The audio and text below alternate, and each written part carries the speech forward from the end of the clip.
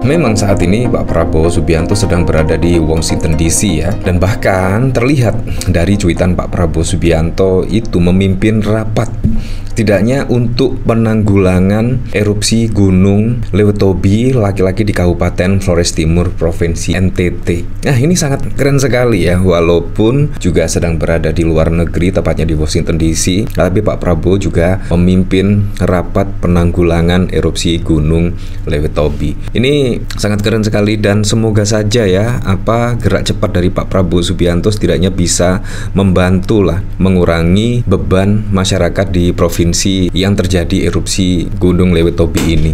Nah, dari Prabowo Subianto pada malam ini di Indonesia dan pagi hari di Amerika Serikat, saya mengadakan rapat internal melalui video conference dengan Menko PMK, Menko PM, para menteri terkait serta Kepala BNPB untuk membahas penanggulangan bencana erupsi Gunung Leutobi laki-laki di Kabupaten Flores Timur. Saya ingin mendapatkan pembaruan detail mengenai bencana tersebut dan memastikan semua bantuan dapat diberikan dengan tepat waktu dan tepat sasaran secepat mungkin. Terus terang, saya ketika melihat Pak Prabowo Subianto langsung memimpin rapat terkait penanggulangan bencana erupsi Gunung Leutobi ini ya sangat mengejutkan.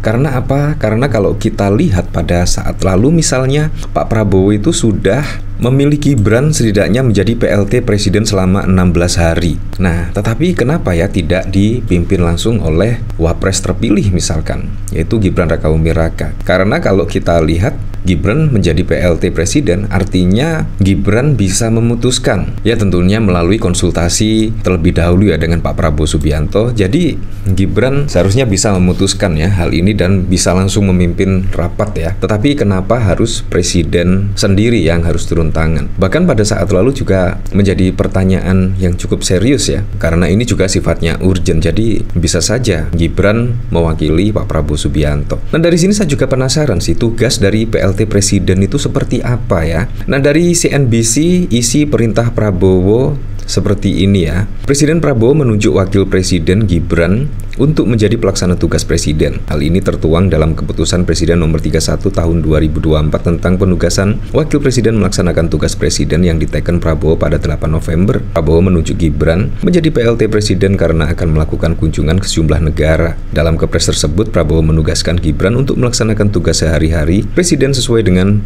peraturan perundang-undangan. Apabila dalam waktu jangka penugasan tersebut perlu ditetapkan suatu kebijakan baru, Gibran harus terlebih dahulu berkonsultasi dan meminta persetujuan Prabowo. Setelah Presiden Prabowo kembali ke tanah air, maka peran Gibran sebagai PLT resmi berakhir dan dirinya harus melaporkan kepada Prabowo tentang pelaksanaan tugas tersebut. Nah, seperti itu ya. Jadi seharusnya bisa ya. Intinya Gibran Rakabuming Raka itu mengambil alih tugas Presiden seperti yang ini. Misalkan melakukan rapat penanganan erupsi Gunung Leutobi dan lain sebagainya ya. Nah, dari sini saya juga penasaran sih, kira-kira komentarnya seperti apa ya. Dari Narkosun Wapres nggak diajak Pak.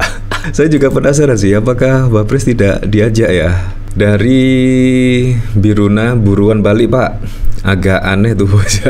Dari YBK padahal kemarin Wapres sudah pimpin rapat penanggulangan bencana bersama BNPB, Kementerian Keuangan dan lain-lain. Lalu Bapak juga mengadakan rapat internal tanpa Wapres. Saya cuma mau tanya Pak, apakah hasil rapat kemarin belum dilaporkan Mas Wapres Pak? Jadi harus dilakukan 2 kali rapat. Oh, benarkah? Padahal Gibran itu sudah memimpin rapat pada saat lalu bersama BNPB dan Kementerian Keuangan. Tetapi yang cukup mengejutkan, Pak Prabowo juga melakukan rapat yang sama, yaitu untuk penanggulangan erupsi ini ya. Izin Pak, apakah Bapak juga koleksi? Wah, apa sih? Bagi kami tak penting makan siang gratis asal Bapak bisa bersih-bersih lembaga penegak hukum dan pejabat negara ini dari koruptor, Menteri, MK, KPK, Polri, Kejaksaan. Wah, saya juga setuju sekali. Salam sehat Pak Presiden. Jaga marwah Presiden RI. Jangan sampai ada 2 matahari kembar. Wow. Nah, bahkan yang cukup mengejutkan lagi ya, kalau kita lihat dari sini, PDIP setidaknya membela Pak Prabowo Subianto. Dari Kompas TV, PDIP, Prabowo kampanye Lutfi Yassin bukan murni kehendak beliau tapi kekhawatiran Jokowi. Ini juga sangat benar adanya ya dari opini netizen-netizen di Twitter, setidaknya yang mempunyai kepentingan untuk mengendorse Lutfi dan Yassin ini adalah dari Jokowi. Sebenarnya bukan dari Pak Prabowo Subianto. Ya, walaupun sudah bisa ditebak, tetapi sangat disayangkan sekali ketika Pak Prabowo Subianto tiba-tiba mengendorse yaitu pasangan Gus Yassin dan juga Ahmad Lutfi. Sangat disayangkan sekali, dan bahkan pada saat lalu juga menimbulkan pro dan kontra ya. Nah, dari sini saya juga penasaran sih, kira-kira beritanya seperti apa sih? PDIP Prabowo kampanye Lutfi Yassin bukan murni kehendak beliau. Wah, Sekretaris Jenderal DPP PDIP Hasto mengungkapkan ada kekhawatiran Presiden ke-7 Jokowi terkait dinamika Pilkada Jawa Tengah. Pasalnya dalam sejumlah survei,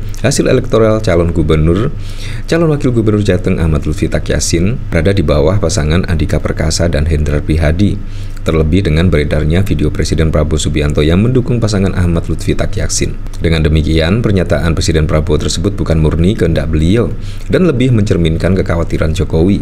Kata Hasto mengungkapkan informasi yang diterimanya melalui sebagaimana dikutip dari Kompas. Sebelumnya, berdasarkan hasil survei Litbang Kompas yang digelar pada 15 hingga 20 Oktober, pasangan Andika Hendrar meraih tingkat elektabilitas 28,8%, sementara pasangan Lutfi Yassin meraih tingkat keterpilihan 28,1%. Jadi di sini memang terlihat kalau dari lembaga survei, bahkan elektabilitas yang tertinggi itu saat ini sudah jungkir balik ya, dan bahkan dari pasangan Andika Perkasa dan Hendrar Prihadi yang hanya didukung oleh PDI Perjuangan saja itu sudah memperoleh elektabilitas yang cukup tinggi daripada Ahmad Lutfi dan Gus Yassin, walaupun didukung oleh puluhan partai politik dan bahkan juga didukung oleh presiden dan mantan wakil presiden, tetapi juga tidak bisa menaikkan elektabilitasnya. Ini juga fenomena apa ya yang terjadi ya? Terbuktilah kalau kita lihat dari sini, elektabilitas Ahmad Lutfi dan Gus Yassin menurun bukannya naik, berarti masyarakat itu sudah semakin cerdas-cerdas dalam menentukan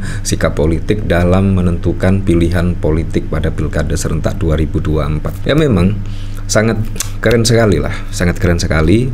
Nah, dari sini saya juga penasaran kira-kira komentarnya seperti apa ya. Dari Susno, apapun alasannya Pak Prabowo resmi sudah jadi presiden seluruh rakyat Indonesia.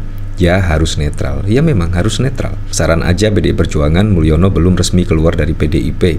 Andai tiba-tiba dia masuk lewat pintu samping duduki kursi Bu Ketum, apa kalian udah siap dan antisipasi hal ini? Tanpa PDI Perjuangan bicara, kami pun sudah tahu bahwa Prabowo melakukan hal tersebut di bawah tekanan. Lihat aja raut wajah beliau yang penuh tekanan dan melakukannya terpaksa.